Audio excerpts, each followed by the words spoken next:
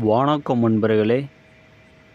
உங்களுக்கு மிகவும் தொல்லை தர எதிரி எப்படி நம்ம அழிக்குவது? ரொம்ப தொல்லை தரான், அவனை எப்படி நம்ம அழிக்குவது?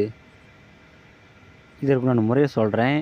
ஆனால் தெய்வ சக்தி இருக்கிறவங்க மட்டும் இந்த பூஜையை ட்ரை பண்ணுங்கள்.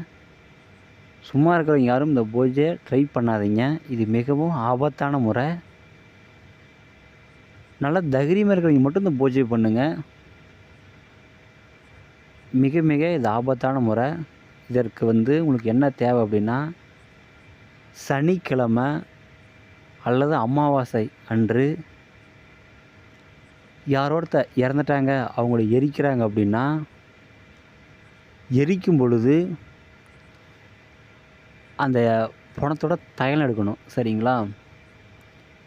அந்த தைலத்தை எடுத்து ஒரு கண்ணாடி